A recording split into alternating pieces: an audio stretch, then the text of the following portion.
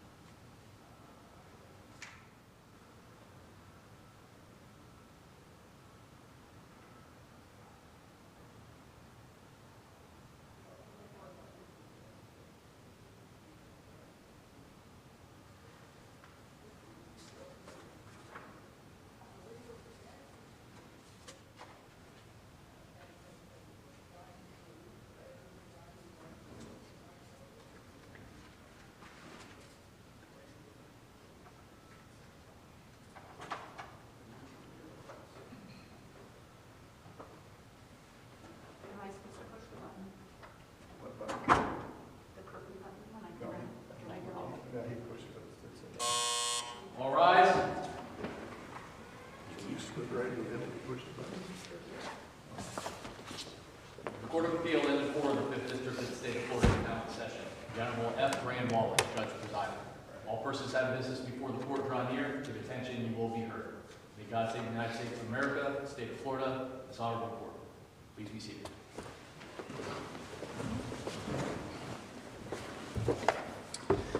Good morning. Welcome to an oral argument session of the Fifth District Court of Appeal. Previously introduced, I'm Rand Wallace. Joining me on the panel here this morning, to my right and your left, is Judge Brian Lambert from Marion County, and to my left and your right, Judge Paige Kilbane from Duval County. Please, when you're sitting there, please go ahead and proactively silence any noise-making devices so it doesn't distract the other party from making their presentation. And I will assume, Mr. Grassley, that you would like 5 minutes of rebuttal unless you tell me otherwise. Yes, sir. And the case we have is Chad Grimm versus Terry Michelle Grimm, Terry Yeomans, and the case number is 2024-1637. Mr. Grassley, you may proceed.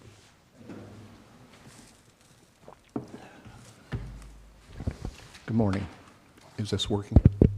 It is, yes. Okay, good. I'm vertically challenged, so I never know.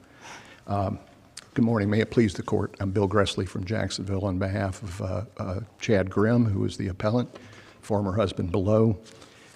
It's difficult to know where to start with the problems that we have with the order under review, which is an order denying my client's supplemental petition for modification of alimony, and based upon that, a finding of contempt and award of attorney's fees to the former wife, the appellee here. I've raised those two last because they are all predicated on the order that we're here on to review, the order denying the supplemental petition. Once this court reverses that order, the finding of contempt must be reversed as well, and the case returned to, and the attorney's fees must be returned to the court as if those had not been entered. And I've cited those cases in the brief that talk about that. The errors in the final judgment are both legal and factual, lack of facts, and a misinterpretation of undisputed facts. And we've cited in the brief the cases that say a court cannot just arbitrarily reject unrebutted evidence. The first error was the trial court deciding that my client knew that he was going to not get a bonus in 2019 for the 2018 work that he did at Lode King. And just as context for this, my client has a 5-year degree in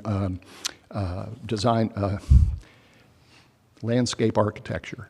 And that's how he met Mr. Chupp, who was the president of Lode King, which is a one-stop all shopping to build franchises according to Mr. Grassley, it appears to me that the trial court, obviously, I think we had 2 trial judges, correct, presiding over this case through to its, or was it just one trial judge? Just one in the 2 days of hearing that... Okay.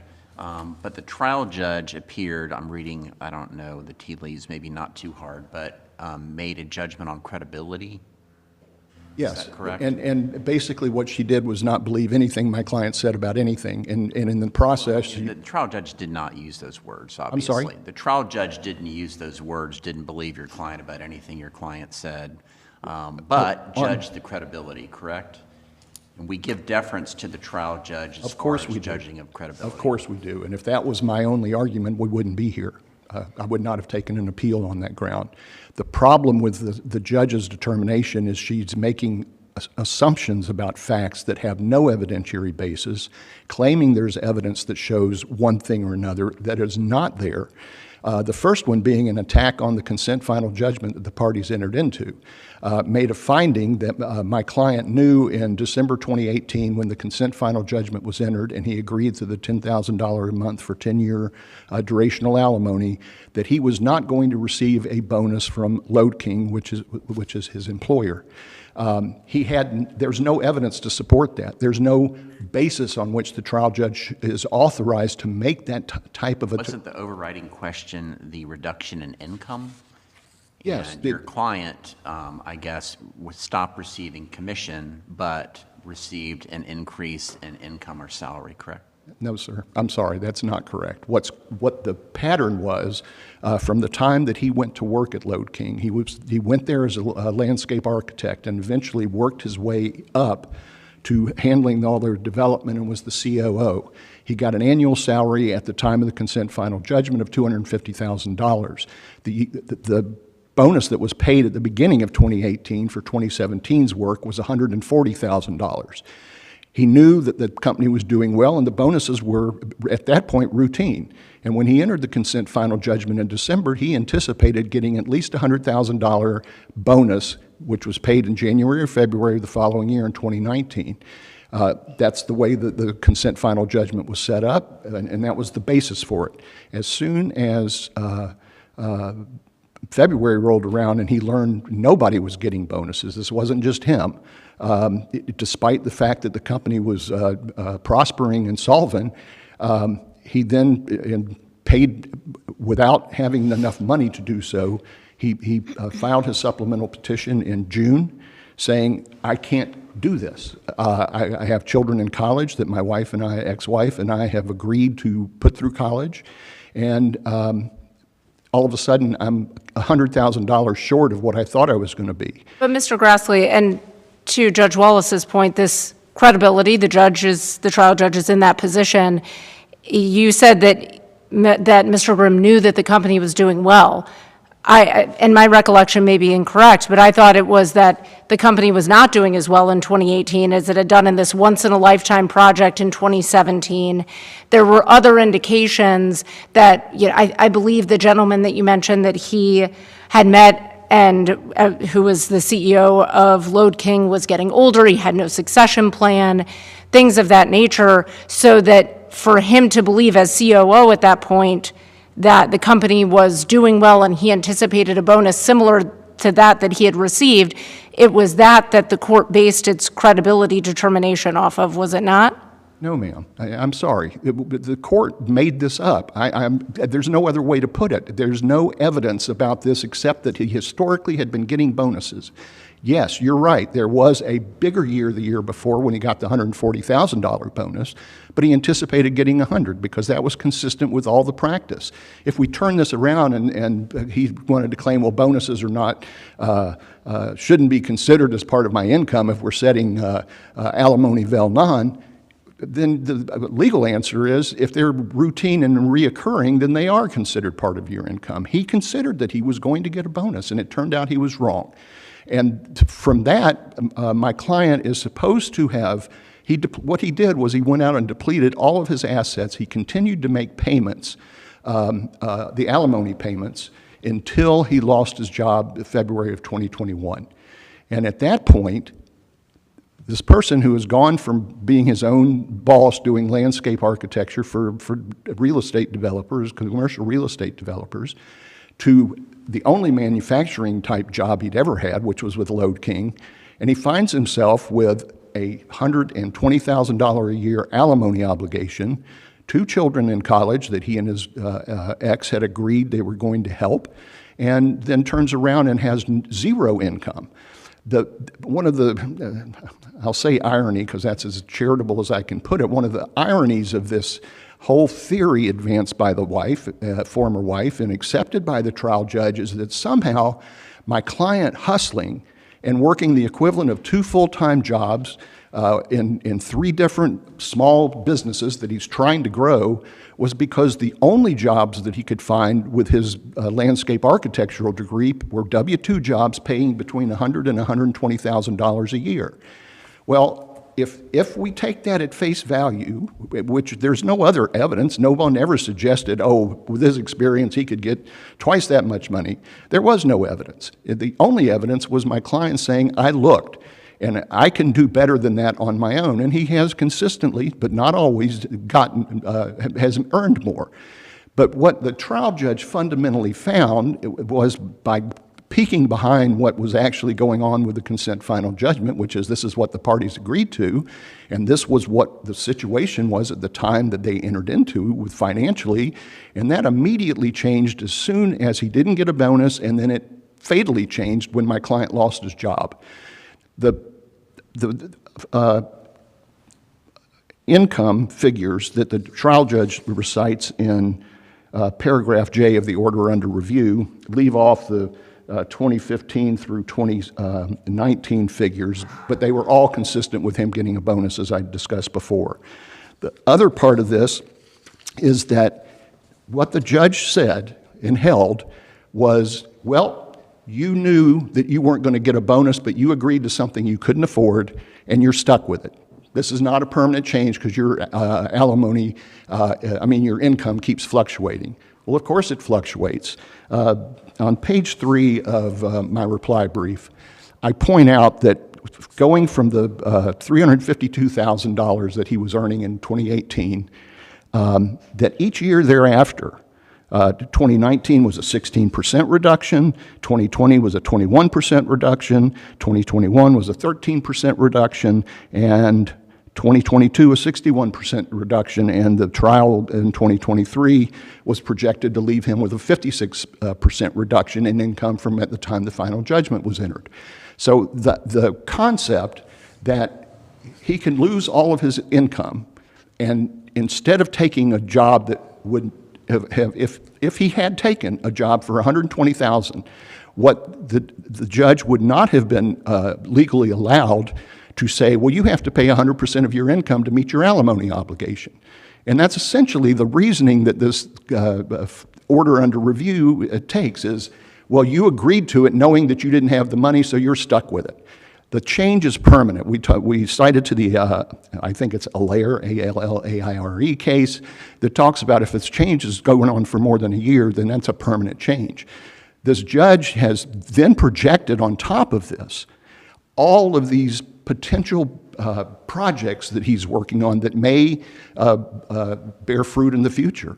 And my clients certainly hope so. Nobody would choose to be in this position. I mean, the idea that that these letters of intent, which are an offer to sit down and let's make a contract, that somehow the fact that one of them said we'll pay $29 million for this property, the judge bought the argument that means those funds are readily available to you and you can use it for alimony. I direct the courts. That's not necessarily what the judge found. Is it a fair reading for the judge to say, well, you think you're in the position to buy something worth $29 million, you apparently have more money and more income and more assets than you're letting on here, and I therefore find your testimony not to be credible when you're claiming that you don't have the income to pay your agreed upon alimony. No, sir. You have just pointed out the definition of an abuse of discretion. I have. You did. I should write that down. I guess I never knew that before. Of course you did. My point is that the judge said in the order under review, well, no mention of third-party funding is mentioned in these letters of intent. The only evidence about how this business works came from my client. He's the general partner of a couple of these entities, which means, and he bought into it by sweat equity, which means that he's doing the work and he's got investors. If he had $29 million at his disposal to pay alimony, we wouldn't be here. I mean, this is, it's a reduction to absurdity argument. There is no factual basis that this judge could have said, well, if you've got the ability to do this, then you can pay alimony. If he's got the ability to do this, that's because other people are putting up the money and he's doing the work. The entity, Kalita, I think it's called, that caused the problem with Mr. Chupp and led to his termination, apparently, is one that he bought in by sweat equity. He didn't put any money in. To keep current as long as he could on his alimony payments, he depleted his 401k, sold every investment stock, whatever he had, borrowed heavily against his life insurance policy. He had zero unsecured debt, or close to it, at the time of the consent final judgment. And by the time of this trial, he had $375,000 worth of unsecured debt. He's definitely juggling, and he's not juggling to try to prevent himself from paying the alimony obligations. He's trying to survive. The judge, let's see, that was paragraph J, and at the top of the next page is paragraph K. discusses the evidence that the wife presented showing that he was somehow hiding personal expenses in his businesses. There was no such evidence. There was only the insinuation of wife's counsel. She didn't testify about any of that. The actual evidence that shows all of this, including his treating any personal payments as in-kind distributions to him from his businesses,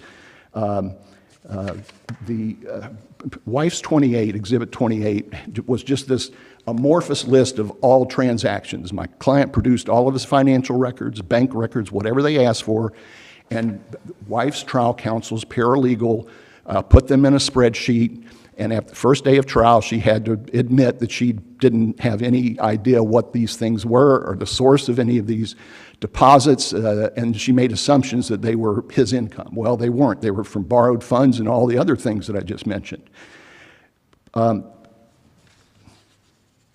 Exhibits 10 through 14, beginning on page 1088 of the record through the last exhibit starts at 1166, shows his income, and it shows the in-kind treatment for any funds that he expended from his businesses for personal matters. Those are attributed to him personally.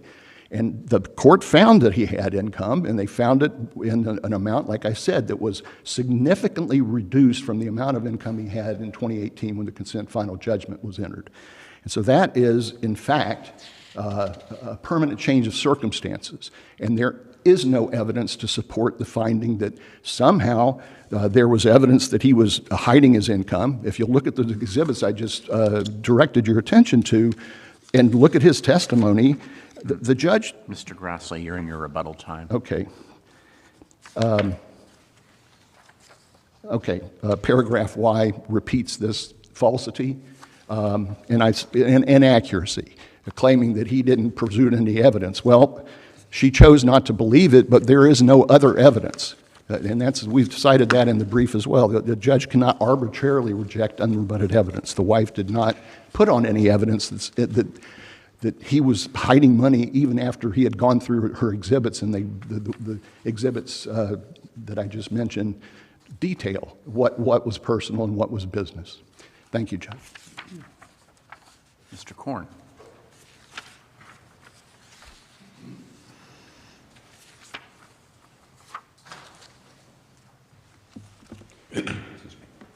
Thank you, Your Honor. May it please the Court. Michael Korn, Korn and Ziemer, Jacksonville, for the appellee, Terry Yeomans.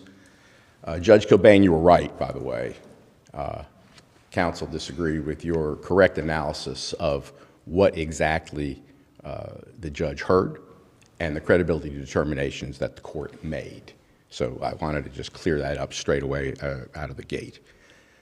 So we have a case here where the husband agreed in the consent final judgment to a 10-year durational alimony payment, and there were very strict and specific reasons how it could be modified. Nothing dealing, by the way, with the wife, although at the trial they tried to claim that somehow she got more than she needed. That was a red herring, of course. What were the grounds that he could get modification?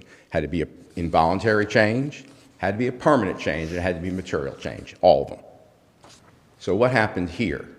First, counsel's contention that it was undisputed that the Lode King business model was doing fine, and he had every reasonable expectation that he was going to get a bonus going on into the future, is not supported by the evidence. In fact, it's totally contrary to the evidence.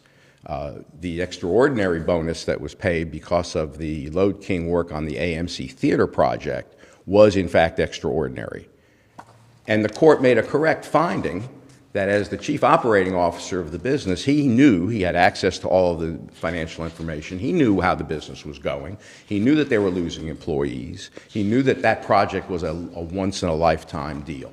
In fact, one would suggest that one of the reasons that he set up that Orbalate venture while he was still at Lode King and had the $100,000 paid to it was because he could see that perhaps I needed to have some other potential sources of income that wouldn't conflict with Lode King. And therein lies the problem on voluntariness. Because as the Vasquez case, which we cited in our brief, says, when somebody takes action that causes them to lose their job. In that case, Mr. Vasquez was apparently an abusive employee in the workplace. That's not what happened here. Here, we have a situation where Mr. Grimm decides he wants to go into business and set up these Huey Magoo chicken places. And he gets a 20% interest in that. Huey Magoo is a customer of Load King. And he even tells Mr. Chubb, oh, by the way, I can't deal with pricing or margins on these deals because of my role at Load King. No surprise 2 weeks later that he's terminated. So this idea that somehow Mr. Grimm was in this bubble of non-knowledge about where Load King was going, A, about his own corporate business model, and secondly, that he had no idea that perhaps going into the Kalita joint venture would somehow jeopardize Load King employment is just simply not true, and the court didn't believe it.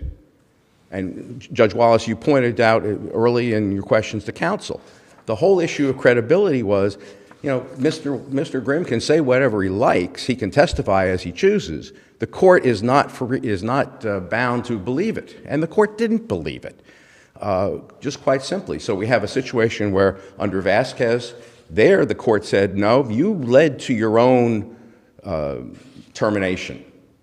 It's not, this wasn't a voluntary act. Similar principles apply here. And then we have permanency. And although there were certainly some dips in his income that were able to be shown, the trial court correctly found that they weren't necessarily permanent. Why do we say that? So let me ask, in the final order, the judge cites to a case from the first DCA called Gibbs versus Gibbs. Yes, Your Honor. It says the trial court in Gibbs found, based on banking records and other evidence, that the former husband's expenditures on discretionary items, debts, and contingent obligations rather than alimony rendered his claimed loss ability to pay not credible, and that his, quote, lifestyle and prospects were completely at odds with his claim of reduced circumstances, and thus the modification was denied in Gibbs. And the trial judge here says the evidence in this case is basically shows the same. I note with, I don't know if irony is the buzzword today for this case, hyperbole was the last case. I note that you and your opponent were the attorneys in Gibbs. Yes, Your Honor. The appellate attorneys.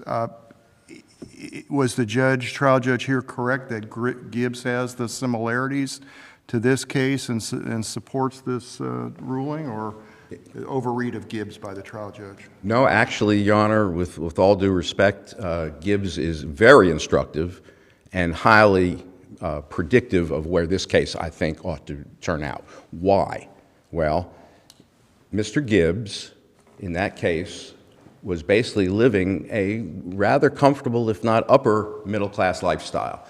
He made every expenditure he wanted. He played as he wanted. He lived as he wanted. The only thing he didn't want to do was pay his wife, and that he chose not to do. And then he claimed he didn't have the income to do it. He had remarried a lot of, if I recall the exact facts, Your Honor, I had the wife in that case. Counsel had Mr. Gibbs in that case. And if I remember the facts, Mr. Gibbs had remarried, and there were some back and forth about, well, the house is now in the wife's name, and this asset was in the wife's name. So, to your question, is Gibbs illustrative and instructive in this case? Absolutely, because it belies his claim that I'm scrambling, I'm doing everything possible to make things right. Well, he did everything possible here, and again, I don't fault necessarily that the fact that he spent $47,000 in one of the periods as set forth on the exhibits to pay for the child's education at American University, paid for the son's schooling in Middlebury in Vermont. But he also didn't deny himself anything either. And that's where the Gibbs, in this case, I think, kind of come together. Well, the trial judge here seems to kind of tie Gibbs together, saying, well, the former husband in the instant case is spending a little over $21,500 per month in personal expenses, which I take from that the trial judge says, well, if you can do that, then your income must actually be higher then you're expressing to me as the trial judge, and therefore, if you have the ability to pay that monthly, you certainly have the ability to have paid some of that money towards the $10,000 that you agreed to pay. Yes, Your Honor. Is that a misread or an overread by me here too? No, sir. I think it's spot on. I mean, it's a matter of choice here. In other words, in Gibbs, the husband chose to make expenditures, buy things, spend money, and he just chose not to pay his former wife. The same thing can be said in this case. After he loses the Lode King employment, does he pay her $100 a month? Does he pay her $1,000 a month? He pays her zero, zip. And the Wilson case, which is cited in our brief, say, when you're seeking, equity from the court, you got to have some level of good faith. And there was no good faith there. He sends her a text after his not unexpected termination from Lode King. This is the last check you're going to get. He still went ahead and, was insuring his daughter's vehicles and paying for college and, starting new businesses, buying in. It wasn't just Kalita where he did get a sweat equity interest. He bought into several other ventures, one where he was trying to develop a large apartment unit complex in Jacksonville, the Ramona Project, where he put $60,000 into it, got 30 of it back. Did he even decide, well, maybe I ought to send something to the wife? Zero. So the matter of choice, coupled with the issue of no permanency, because counsel denigrates what the court found about the projects that he was working through this other entity called Dynamic Family, where he's literally all over the country. He's got projects in Napa Valley. He's got projects in Maine. He's got a project in the Bahamas. He's working stuff in Fernandina Beach, Florida. When he makes the decision, I don't want to be a W-2 employee anymore. I don't want to be a slave to that kind of corporate lifestyle. I want to do my own deals. Well, that's a choice.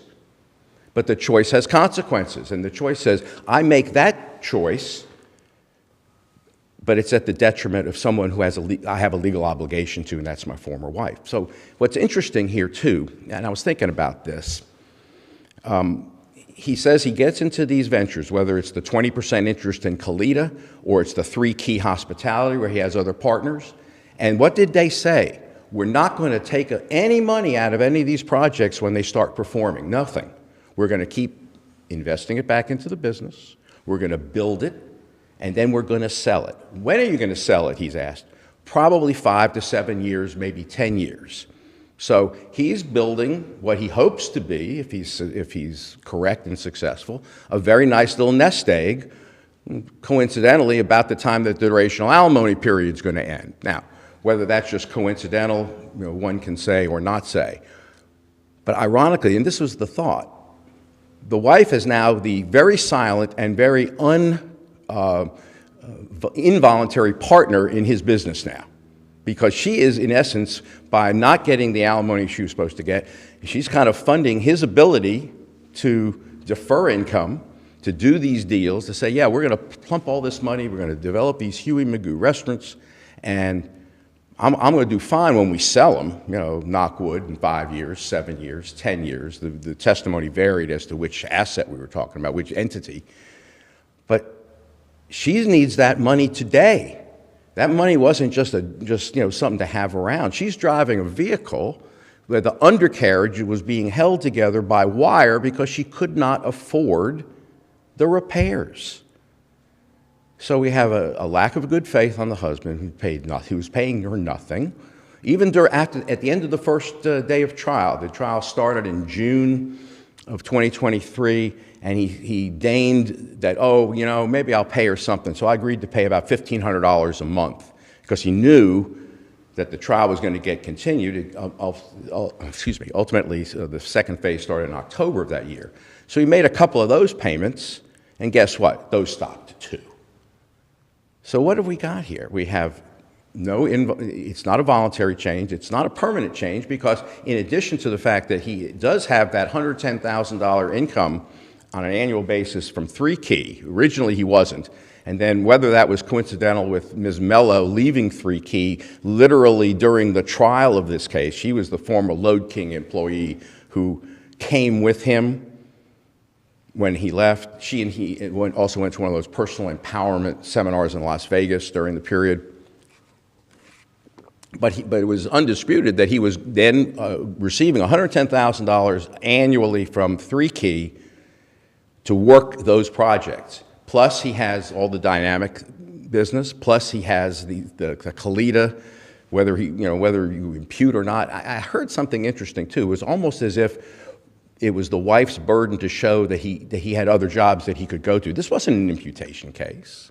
This wasn't a situation where she had to somehow prove that he was not employed to the fullest. He made that choice from the get-go.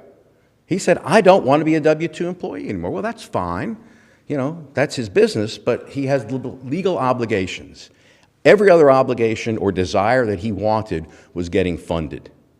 Whether he was borrowing money, whether he was depleting assets, whatever counsel thinks the source of these funds were, those were choices that he made. And the one choice he decided not to make was, especially after the Lode King, no, my choice is I don't pay her. That's not sustainable. And the trial court saw through that, in our opinion. A couple of things that I wanted to address from counsel's argument. When we go back to the action, what was interesting, and this is perhaps one of the tricky parts, is he files, the consent file judge was late December 2018. June of 2020, so about 18 months later, while he's still at Lode King, that's when he files his petition for modification. And there's nothing in there, it just says my income's down. Didn't track any of the tests that were required under the consent file judgment. My income's down. He's still at Lode King. Now, whether that bears into this, I had no idea. I was shocked that I was fired. Kind of reminded of Casablanca. He was shocked at conflict. Yeah, shocked. That's right, shocked. Your winnings. He was shocked that he was terminated by Lode King, and now he claims I had no idea I wasn't going to get a bonus. Well, the court saw through that too. The court even said in the order, I could have made a finding almost comparable to a directed verdict, partial directed verdict, that as to the period of 2020 and 2021, he never even met his burden. He didn't even plead for his relief. His papers didn't even make the pleading that would have been necessary had he had the proofs to prove them. But the order that says, well, since everybody got so into the facts and the math, we'll take a look at his math. And his math was based on his own discovery materials. And ironically, husband says he wants relief because his economics and his records are so opaque, it's difficult to figure them out. He's got monies moving from one to another. If you look at especially Exhibit 28, you'll see undifferentiated Venmo transactions. Now, I'm not a Venmo person. Clients even say, can I pay you through Venmo? I say, no, a check is fine. But Venmo, you can't trace where the money went, where the money's going. There were tens of thousands of dollars of those types of transactions if you look at the exhibits. So an attack on the analysis of the financial information that was obtained through discovery is just not forthcoming. It's not going to provide this husband any meaningful relief here. Just simply not. Credibility does matter. Pleadings matter. And the trial court saw that. And the trial court, through 2 separate trials, and the trial court was very active in this trial. If you look at the transcript, the trial court was engaged, asked questions if there were concerns or questions that she had about a particular area of inquiry. She asked about them. So this was not a judge who just sat back and did nothing and then entered some order later. She was very much engaged in this trial. Let me Mr. Grassley says as to his second and third issue, that if the final judgment here is set aside, those would follow as a matter of course, that they should be set aside. Flip argument to you. So if this is a firm final judgment, then the contempt and the attorney fee, the contempt order, the aspects of the attorney fee should be affirmed for the same analysis that you're putting forth to us? Absolutely. Plus, even if, well, first, Your Honor, yes, but I think it's even more strong than that for the wife, especially on the fees, because, of course, fees are determined based on not prevailing party, but 6116 teaches us need ability to pay. So even if she were to somehow have lost, she was entitled to a fee, and there was no question about it. And ironically, Judge, at trial, the husband's counsel stipulated that the rates of wife's trial counsel and her paralegal were reasonable, and agreed that the amount of time spent was reasonable and necessary. So Your Honor is right on one thing. Yes, it does flip, but I think the flip even strengthens our position as to the fees. Now, what about the contempt? I go back to that 2021 period of time, where he hadn't even pled yet. I don't think that a mere finding that he doesn't get relief automatically wipes out the contempt. I think that minimum you'd have to have some type of a remand to determine exactly what he has paid. So affirmance, as Your Honor I think correctly observes, does require affirmance of the fee award, and requires affirmance of the contempt finding, and also respectfully requires an award of appellate fees as well in this case. There's no purge amount in the contempt, so the issue about the ability to pay the purge is not... No, the court didn't do a purge. What she did on the, it was basically a she determined it as a retroactive alimony payment, in essence. It's like, this is what your arrearage is. And the amount was, I want to say about $220-some thousand and change. And she gave him, I think, a fairly reasonable payout. Pay it half now within several months, and then the other half 10 months later. So, it wasn't just pay in 30 days or go to jail. Same on the attorney's fees. The attorney's fees were about $38,000 and change. He was ordered to pay those at $500 a month until paid in full. Now, I'm not great at math, but I'm figuring that's a pretty good buyout schedule. I suppose by the time the Huey Magoo's all hit, he'll have the money to pay that. But, so to Your Honor's question, yes, affirmance clearly requires approval of those two elements as well. But even if it didn't, under these particular facts, those rulings stand. For those reasons, we suggest that the court should summarily affirm this case, and I appreciate the court's attention. Thank you.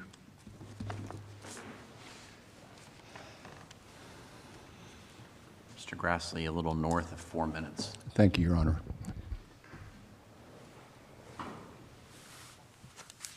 What the theory that you just heard and what's underpinning the trial court's findings, both is an unfair assassination of my client's character, being acting in bad faith. He had no clue that he was going to not get a bonus, and he had no clue he was going to get fired. What you just heard was complete conjecture, and that's the quote evidence is the representations of counsel and the questions. And you mentioned the fact that Mr. Korn and I were on other sides of the Gibbs case. Gibbs' trial counsel was the same trial counsel for the appellee here. This is not the first time we've dealt with this. Gibbs, the opinion does not recite enough facts for us to make much of it. The holding that you read that was quoted by the trial judge is simply a conclusion that the records indicate, et cetera, et cetera. There was a whole lot of different issues.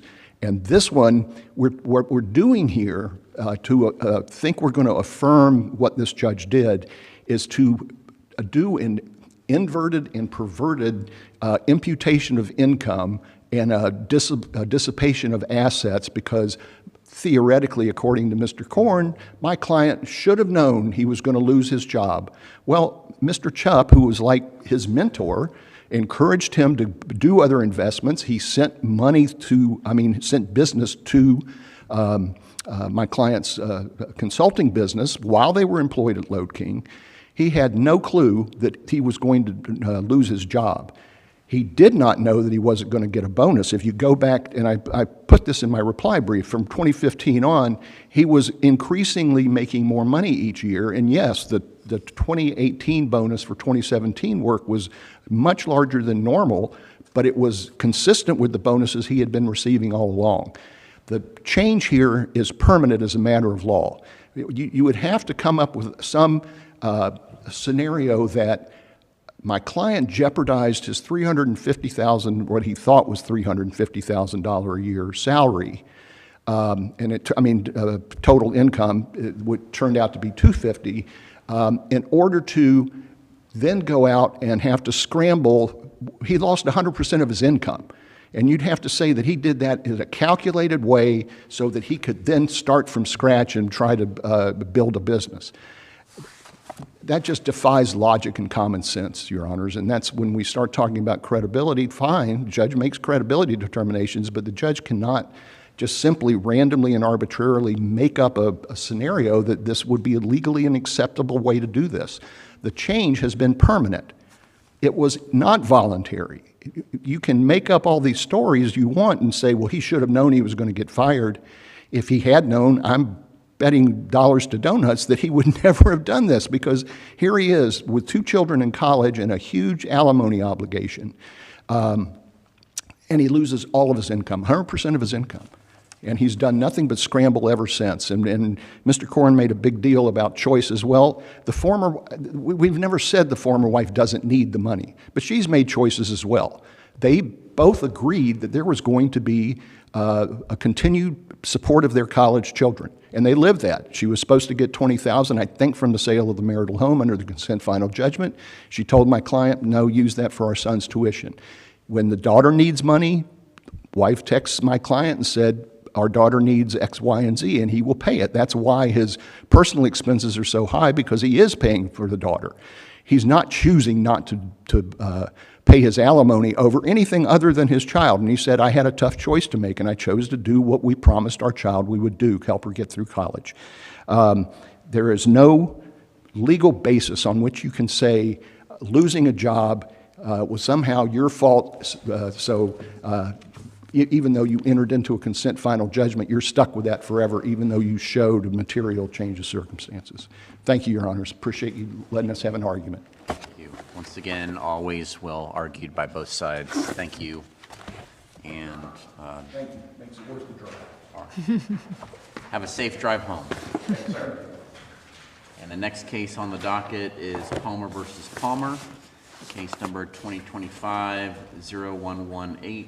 And as soon as the attorneys in this previous case have cleared, the attorneys are welcome to take their positions.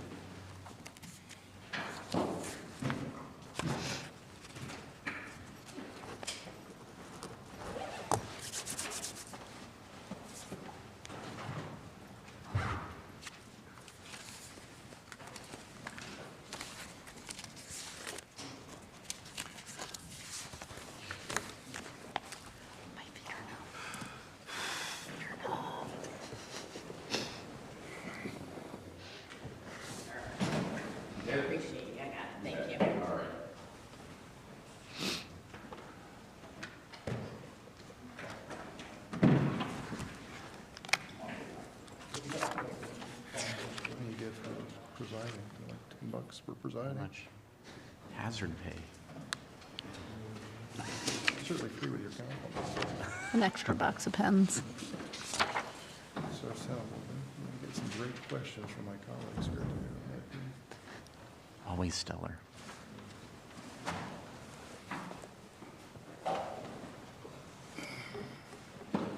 It's your turn to get it right. Brian and I both got it right last time.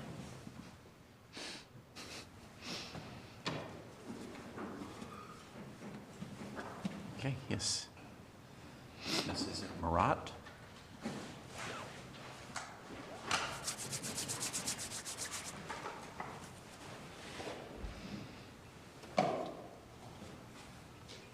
Good morning.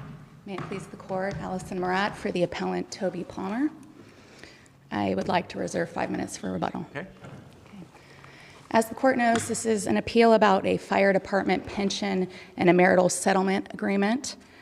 We recognize that this is a contract case, and because of that, the traditional rules of contractual interpretation apply. And that's where I'd like to start today. Importantly, there is a rule known as the presumption of incorporation. Contracts are made with the law in mind. There is a presumption that the existing law is incorporated into the contract.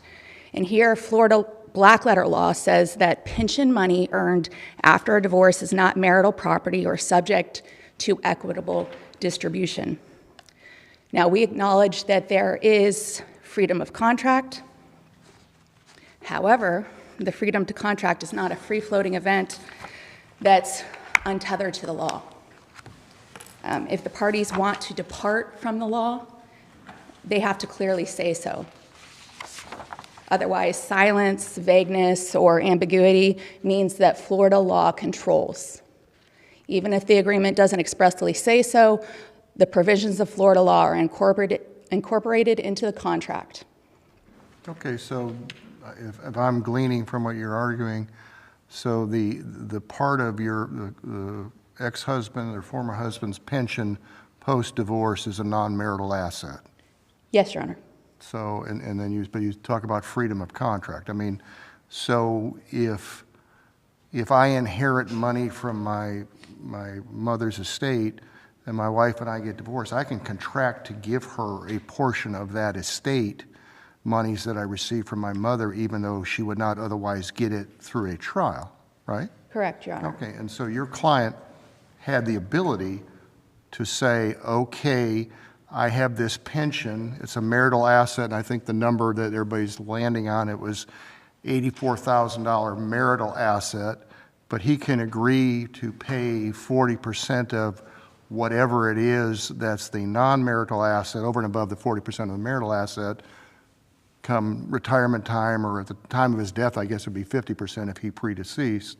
I mean, he's able to do that, and so isn't the question then whether the verbiage of the agreement that he signed that was incorporated into the final judgment isn't that what happened? That's the precise... I know he says no, that's not what we meant. Right. And let me maybe jump ahead, and I apologize for compounding my questions. Maybe Judge Wallace will object to my questions. But didn't the trial judge hear, quote, parole evidence about what the parties intended to, whether the trial judge intended to or not, but didn't your client put on, well, that's not what we meant, and the ex-wife said, well, that is what we meant, and then the trial judge's order doesn't side with your client's position, but isn't there evidence to support what the judge did, regardless of the judge's final rationale? I think that there's two questions there. The Probably first more. question... I don't know. I don't even remember my question now, but go ahead. The first question is, did the court, Judge Hare, hear parole evidence? The answer to that is yes, but the longer answer is it's more complex than that. The judge's ruling was based on the language within the agreement, the four corners, and the judge said it's clear that this is what the parties intended. Because it's interesting, at the hearing, Judge Hare said this agreement is confusing. Even I'm confused. There are missing terms here. And then after the hearing, the judge pivoted and said this agreement is plain as day. Mr. Palmer intended to divide non-marital assets. But then don't we go back to some principle of appellate world here that says, okay, at the end of the day, I don't know if the applicant says this or whoever, that is the judge's ruling supportable by the evidence regardless of how she or he got there? No. No? Tipsy The applicant Coachman didn't say does- that? I gotta stop saying applicant. Tipsy Coachman would not apply here, Your Honor. Number one, the parole evidence is in favor of Mr. Palmer. If you look at the parties' financial affidavits that were filed at the very beginning of this dissolution action, the parties valued the pension, the fair market value, at $84,000. But I mean, the ex-wife didn't say, you know, my ex-husband's right, that is what we meant, that I would just get my 40% of the 84? She didn't say that, did she? That's what the dispute is, Your Honor, and then both parties But disagree you said about that, that. I thought you just said that she kind of agreed with, she had a diametrically different view of your client's interpretation of the contract, and her testimony was different, wasn't it? Yes, Your Honor. So the trial judge heard saying, that's what we meant, I'm to get 40% of till the end of time, or till the end of till the end of our lives. And your client said, no, no, no, no, no. It's a marital asset. We meant to divide that $84,000. And yeah, I didn't retire. I didn't go into drop because of these circumstances, what the judge accepted. And that was fine. It wasn't compelled to have to go into drop. But the judge says, well, I'm reading this contract to mean 40% of going forward. And that's consistent with the ex-wife's testimony, isn't it? But the court's ruling was limited to the four corners of the agreement, was not based on any credibility determinations. So if we sent it back and said, well, you just based it on the four corners, could the judge says, okay, well, I did hear this, and I find the ex-wife's testimony to be more credible, and I believe that's what the agreement was intended to be, and therefore I rule the same way I ruled. I don't think that outcome is certain. No, I'm not saying it's certain, but it could be. For remand with instructions that the trial court consider the parole evidence. No, I get that. I'm not saying, then we wouldn't waste our time saying we're going to remand it and tell her that she won for a different reason. But what I'm saying is we remand it to say, okay, consider the testimony, the parole evidence, because that was your side's position all along, saying it's ambiguous. In fact, you said that's what the first judge said. It's ambiguous. Got to hear parole evidence. Right. But so he could go back and the trial judge could say, okay, I didn't do a good job writing that first time. I did hear the evidence. I can look at the transcript. This is my finding here. I find that the ex-wife's testimony is more credible as to the party's intent, and therefore I rule this way.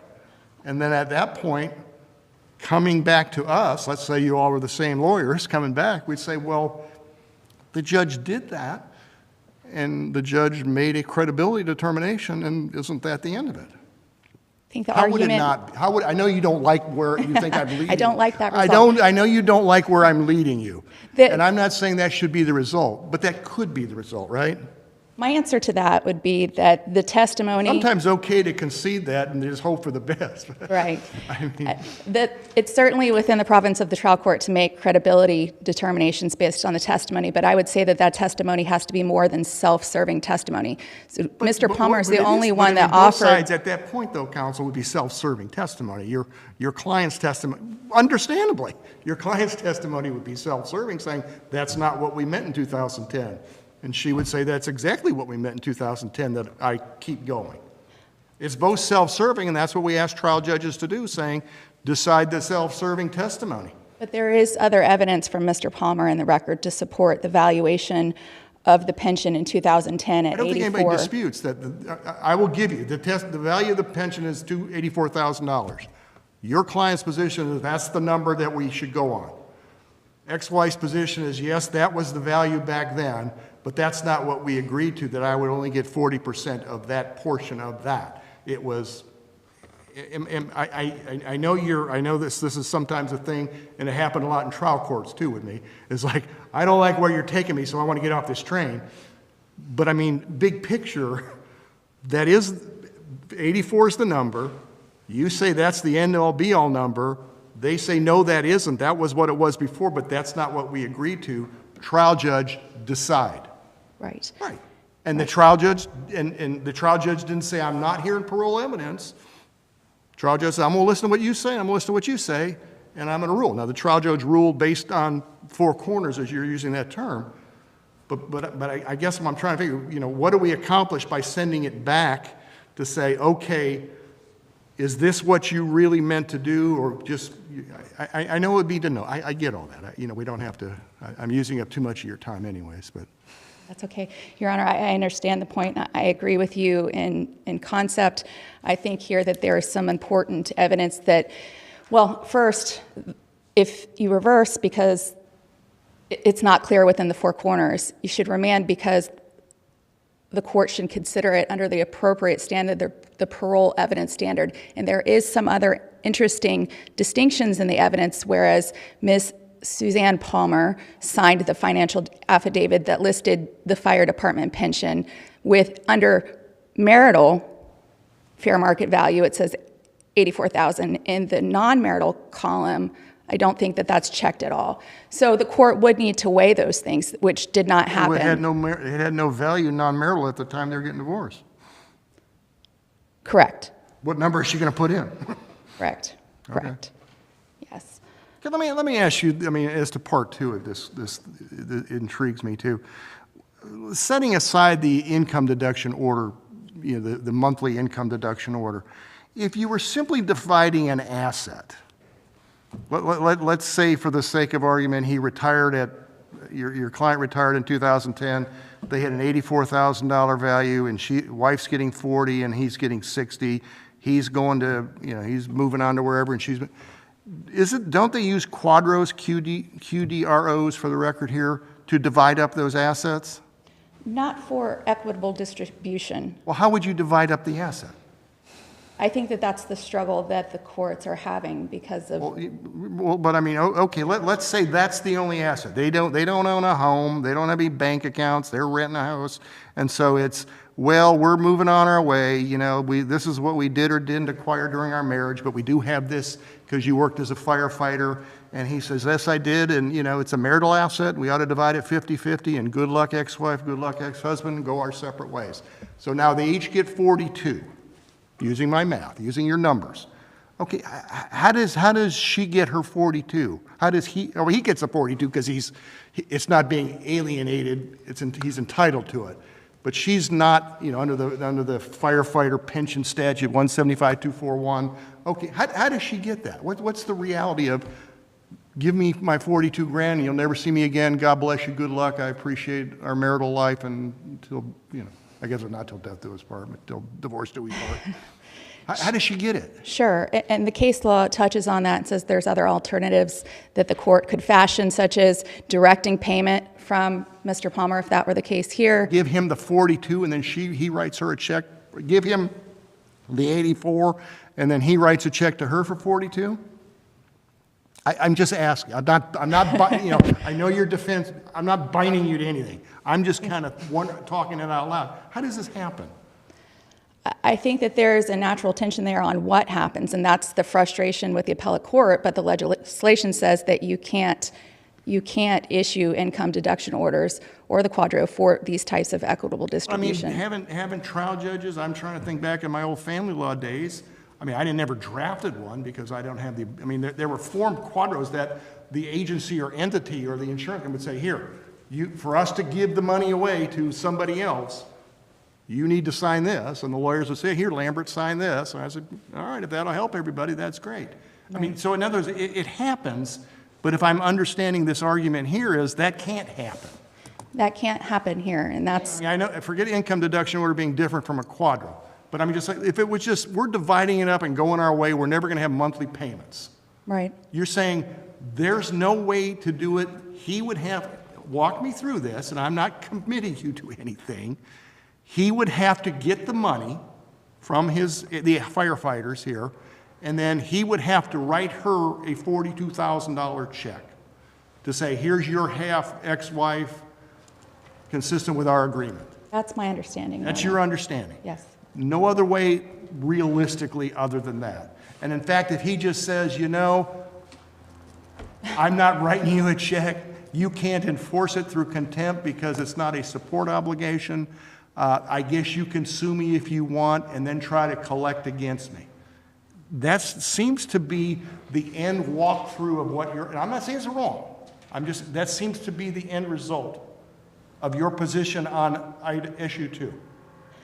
There's a case that talks about what I'm saying with yes or no? I think that say yes, that's really crazy what the legislature and the courts have done, but that seems to be where we got to go. That's what the legislation is. I think that the failure to pay something might be enforceable by a contempt power. Well, it's not enforceable. It's an equitable distribution. And the pragmatic part of me is saying, well, You get 42 and you get 42. Take your 42 and go, you take your 42, and you never have to see each other again, and good luck. And there's a number of cases that have certified this issue as a matter of great public importance and asked the legislature to rewrite the law, and so far that has not And happened. the Supreme Court and the IDOs have basically said, okay, the 61.1301 has impliedly, what do we call it? Receded from the unalienability of these assets, but that's for support and alimony, which this is not. Correct. Ms. Murat, you're in your rebuttal time. Something you'd like to reserve? I would like to reserve, yes, please. Just be thinking about the question. My question was going to be, and I don't want to take it up now, so this won't count towards your time, but what would be the relief then that you're seeking from us in light of the issue number 2? In light of issue number 2? Correct. Like what relief are you seeking, realizing Quadro is not the appropriate remedy or the conduit? The income deduction order is not the appropriate order here. And you want me to answer that now or wait until? Later, you can. Okay. I will sit on the edge of my seat. Okay. Thank you, Your Honors.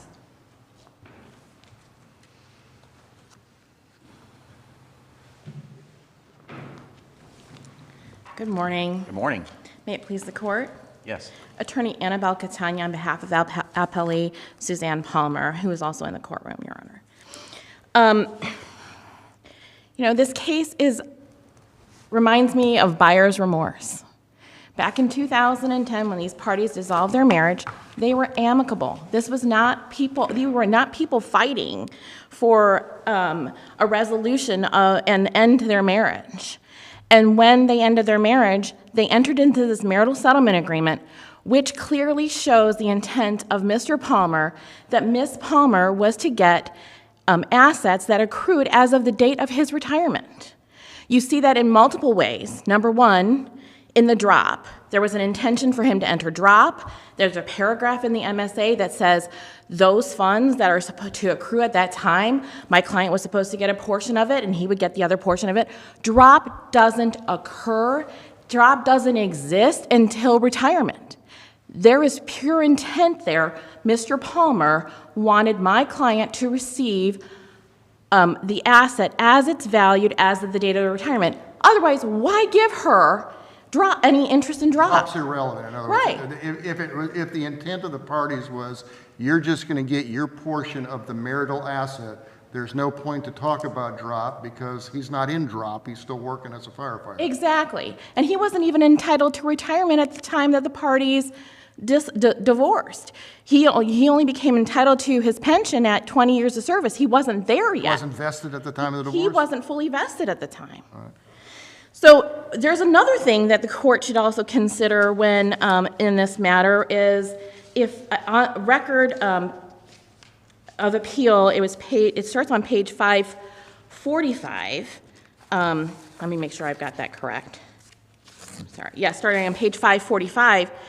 Back in October of 2024, so at the same time of this, that we're in this litigation on this motion for enforcement, the parties entered into a joint stipulation regarding the joint annuitant survivor beneficiary, a clarifying agreement. And this agreement also goes to show the intent that was in the MSA that at the time of my death, Mr. Palmer saying, at the time of my death, my ex-wife is going to get 50% of what is accruing at the time of my death. Again, some of that number would have been limited to what was at the time of filing of the dissolution of marriage if she was only entitled to get assets at the time of the dissolution. That is not what happened here.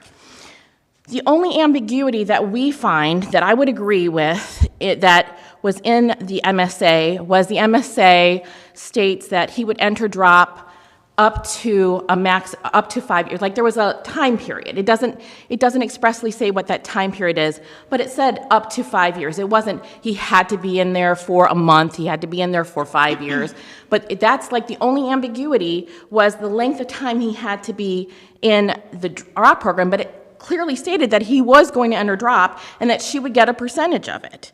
We don't believe that there is any ambiguity at all in the MSA otherwise. Well, do you agree with, so the trial court did hear parole evidence about what the intent of the parties were. Correct. And it conflicted, and the ruling of the court is consistent with your client's view of the parties' intent of the agreement.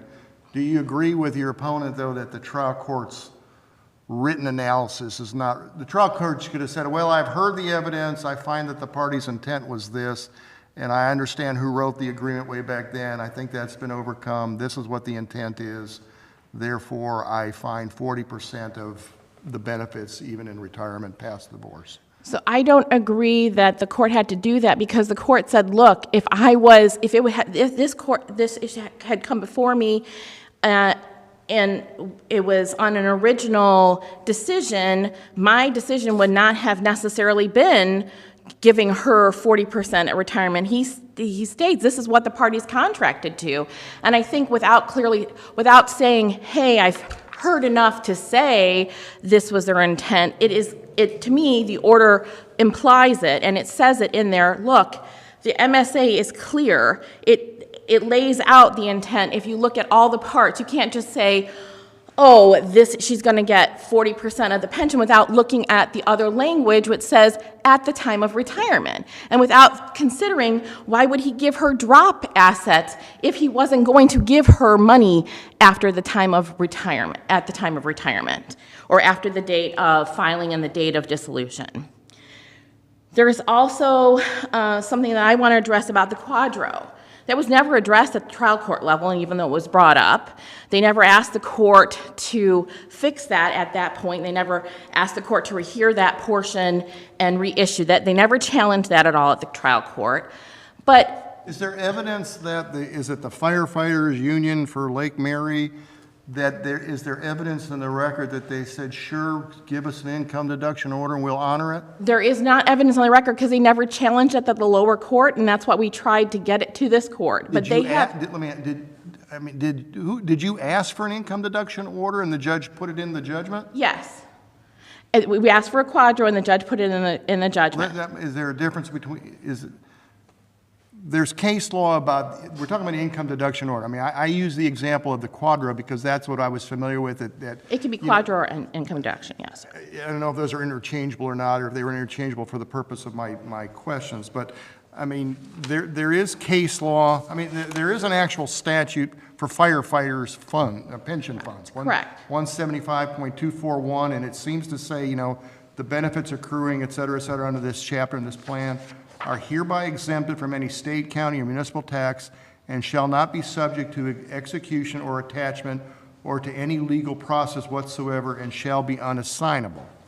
Okay, then there's a Florida Supreme Court case, Alvarez versus Board of Trustees of the City Pension Fund for Firefighters, Police Officers of the City of Tampa. I don't know if you're familiar with it. It's at 580 Southern 2nd 151, and it talks about income deduction orders. Statutes mandating the entry of income deduction orders for court-ordered alimony and child support orders implicitly repeals the statute that would otherwise prohibit garnishment of a firefighter's pension benefits. Yes, Your Honor. So clearly we're talking about alimony or support owed to your client. That would be garnishable, deductible, and an IDL. You're right. But this is equitable distribution of assets, and there's post-Alvarez cases that talk about that's a different animal. The statute hasn't been changed. There's nothing that authorizes that. You can't do that, trial courts at all. And in fact, there's some later DCA cases that says even if you agree to it, you can't do that. I mean, case law where the husband says, sure, go ahead. And it goes up on appeal, and I think it's the second, Palmater or something says. We don't deny that. I'm not denying that is what the law is. It's just, the issue is that it never was brought up so that the trial court could have corrected it prior to any of these proceedings going forward.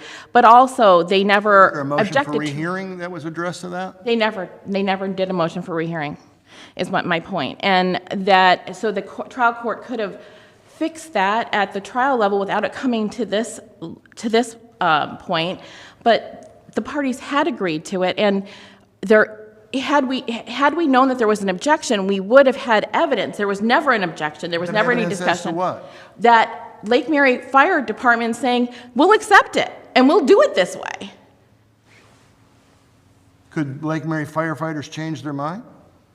I mean, I guess they could, but every communication, even up to the date of my answer brief, they were telling us, yes, we will do that. well, I mean, if the statute says you can't do that you flat out can't, I mean, how's, How I recognize that, reconcile that, Your Honor, is that the court could, under the laws of our state, the court wasn't supposed to order that. well, I mean, how about if I say, okay, I'm in criminal court now, and you're in front of me in felony court, I'm sentencing you to whatever, you also have a misdemeanor that's punishable up to 1 year, and the defendant says, you know, I like prison, I hate the Marion County Jail, please send me to prison for 2 years instead of the 1 year, and I'm happy to do it, and I'd love to do it, and I say, well, state, what do you think? And the state says, well, if the goofball wants to go for 2 years, fine. And I say, all right, well, I know the statute says I can't do it, but I'm doing it.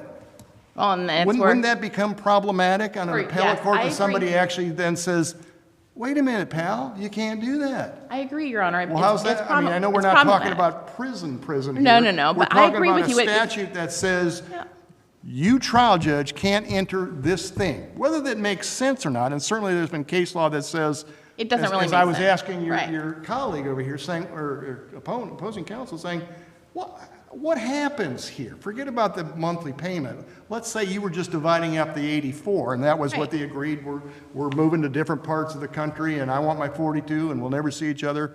You know, we're amicably dividing. Good luck. God bless you. Have a good life. Whatever. All that But the All that quadro, you can't I do it. agree with you 100%, Your Honor. I know that. Well, That- but you know, we all can't make up our laws here because Right. Judge Wallace said so. No. So we can't make up anything. So under that scenario, if I understand your opponent, I think there's certainly merit based upon some of this case law is what you're saying, is that you can't even enter an agreed upon quadro to do that. The pragmatic way of doing it would be to say, okay, give the guy, the pensionee, husband in this case, the 84, and he needs to write a check to the ex-wife for 42, and they can go on their way, which is wonderful in real, you know, in I don't want to say fairy tale land, Right.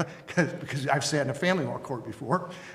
But, okay, so now when he says, I'm not doing it because Then we're back in I'm court. going to Vegas and I met somebody else and, you know, you got plenty of money, ex-wife, and, oh, by the way, I never liked you in the first place. I'm not picking on her. I'm No, just I saying, know. hypothetically. And I agree with you. I Well, agree. What happened? I mean, you can't Well, hold him in contempt because it's Exactly, and so then it's a never-ending story of being back in court, and that's why in my answer brief, I said we recognize the law, however, it's a technicality, and so what is gonna have to happen is that the order has to state, you know, if we're just following the laws and we're not overlooking, and we overlook the fact that, hey, they never challenged it, and they never let the judge fix it prior to coming here, and the court has to then say, okay, well, he has to pay her the 40%.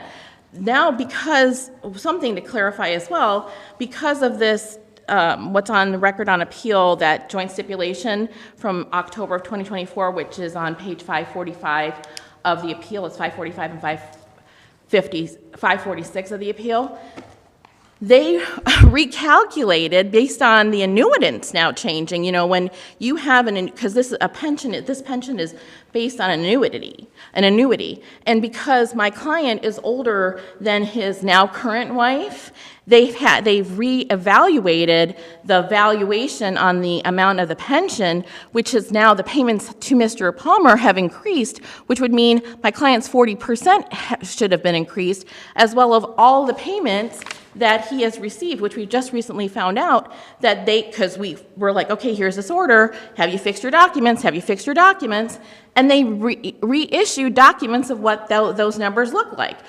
I want to clarify, I'm not agreeing with you that the valuation is 84 and she's supposed to get 42. I don't want to, because, I'm okay. using that I'm for a not- number. I mean, Yeah. your position is whatever it was back then it had a value when they got divorced, but that really wasn't what they agreed to. No, 'cause So the I'm doctor- using- yeah. I'm using that number to make it, and I can divide Absolutely. 84 by 2 easy. Yeah, I just want to make So- sure, I've said a couple times I agreed with you, I just want to make sure I don't agree with you on that. Not many people agree with me about anything, but in any event, so, I mean, if I'm understanding the argument here, and it seems like there's been case law that says, boy, this is just an odd thing, I wish somebody would fix it, i.e. Right, Tallahassee. exactly. But I mean, but they haven't yet, you No. agree?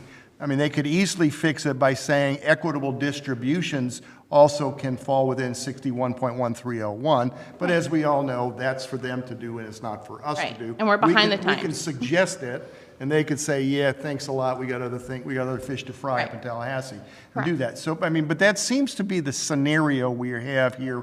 Unfortunately. As somewhat quasi-illogical, I don't want to be dismissive of the legislature. I mean, that seems an odd scenario when the parties agree and the equitable distribution statute envisions dividing up assets like these, because we all have the same kind, we have assets like that in our job that we have, that there should be a way to do that, especially when the parties agree to a division of it. I mean, I know you disagree as to what The you amount, intend, but right, but- you agree it's to be divided. It's just you don't agree Absolutely. how it should be divided. Right, and that, to me, it allows for the play of Mr. Palmer saying, okay, I don't want to write this check anymore to Miss Well, Palmer. I And understand. I mean, then we're going to that's be back in court, so. That's it's even more problematic. I'm not trying to tip off, you know. No. It's more problematic to say, well, you can't even put me, you know, like the last guy you're listening, he's looking at going perhaps to jail for not paying Right. out.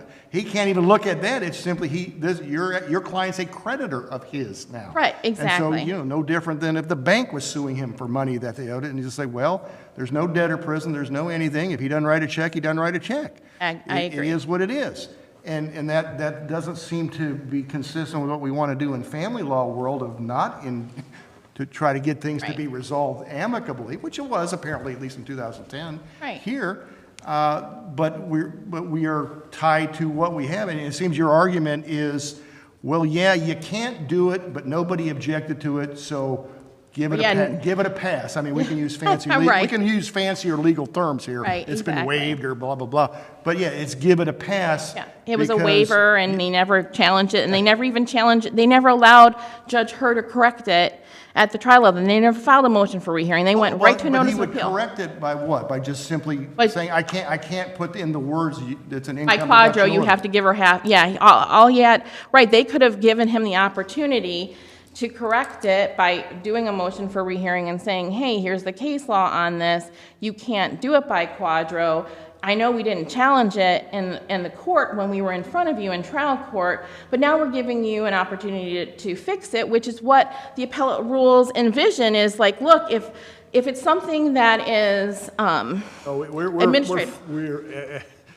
I wouldn't say ad nauseam, we're extremely aware of the motion for rehearing rule. Right. So, sorry, I didn't mean to be We have disrespectful. that Right. discussion for frequently. Right. So, if they had done that, then Judge Hur would have had that opportunity. They didn't even address it What at would he that. have done? I mean, he could have done an addendum to the final judgment that says paragraph blah. I don't have it off the top of my head. Delete the reference to the IDO. IDO and IWO, it needs to be paid by the 1st or 15th, whatever day of the month, directly from Mr. Palmer to Ms.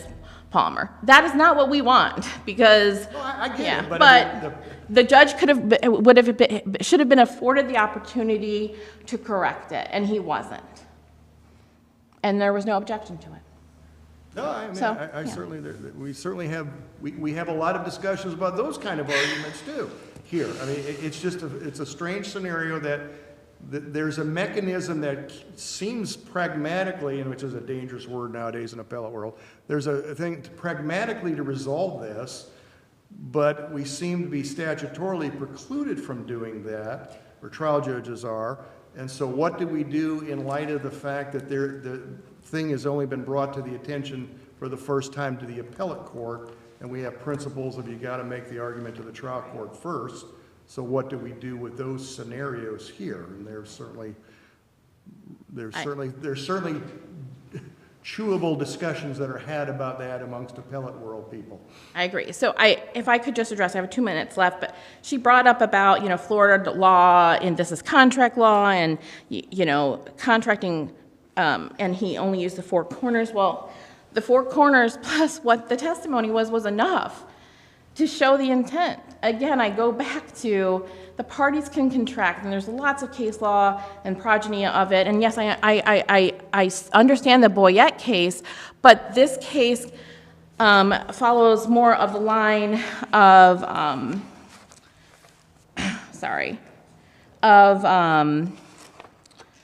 I'm going to miss it off the top of my head.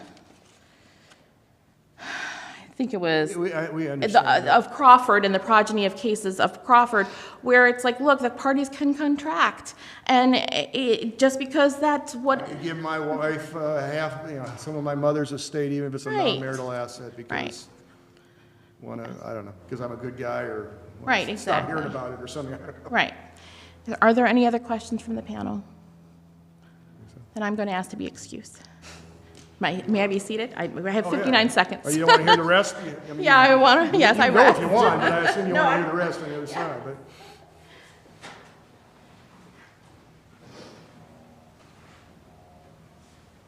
Ms. Murat, you have about 4.5 minutes. Do you remember Judge Wallace's pithy question? I do, and I have a answer for you, Judge Wallace.